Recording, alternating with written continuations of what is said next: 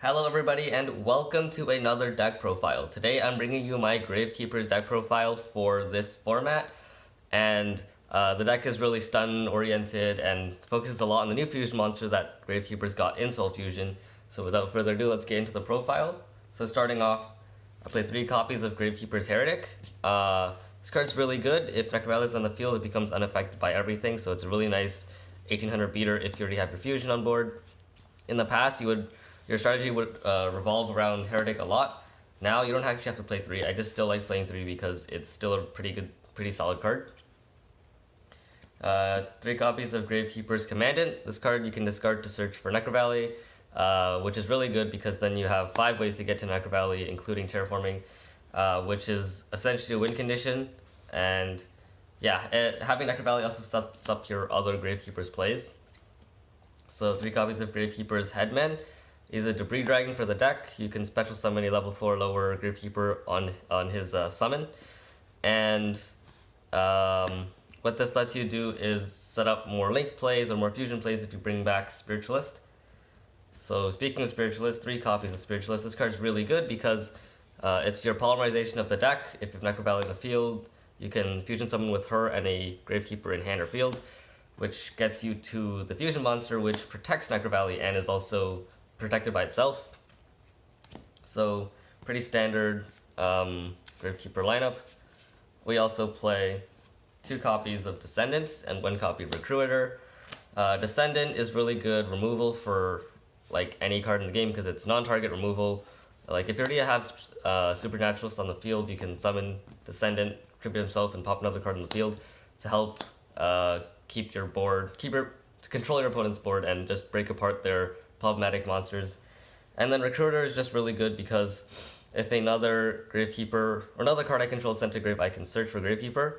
So you get to search for cards like Spiritualist and Headman when you need it. The only problem with Recruiter is it requires a bit too much setup, but you can sort of get to that with Necrovalley Throne, which gives you additional normal summon. And then 3 copies of Ash Blossom, just standard hand trap. Really good against non-meta decks. It's basically hits like every deck in the game, so 3 Ash.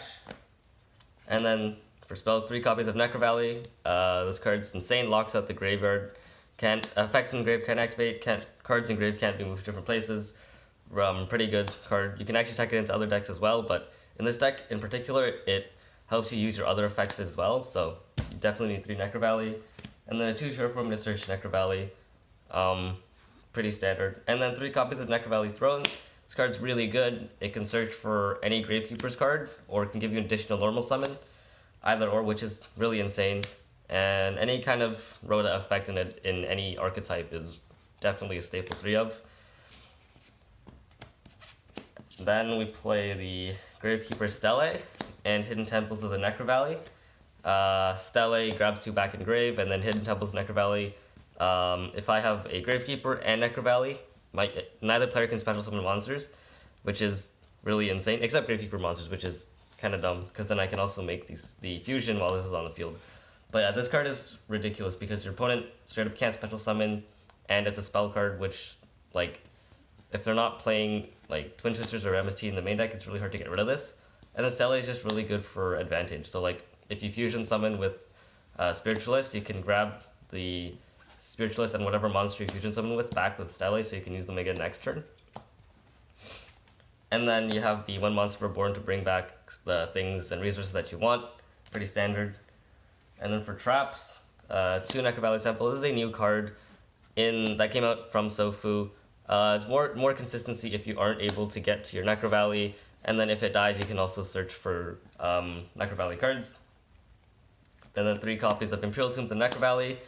I just like this card at 3. A lot of people don't play it at 3. It's basically an Infernity Bear, which is insane.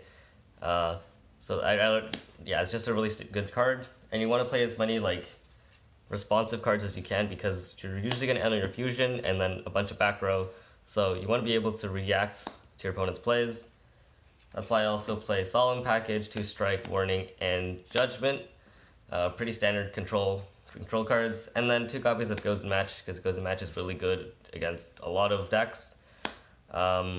Pretty standard trap lineup. And then onto the extra deck.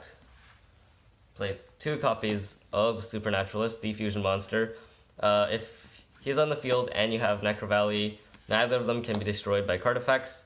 And then end phase, you can get a search for a Necrovalley spell or trap, which is kind of nice because you can search for cards like Throne to set up your next plays, or you can search for cards like Hidden Temples to lock out your opponent on your next turn. It does kind of suck that the search is on end phase though, because you're against like really fast decks, you might not be able to live that long, but it's still a really, really solid card you want to play at least 2 of, my opinion.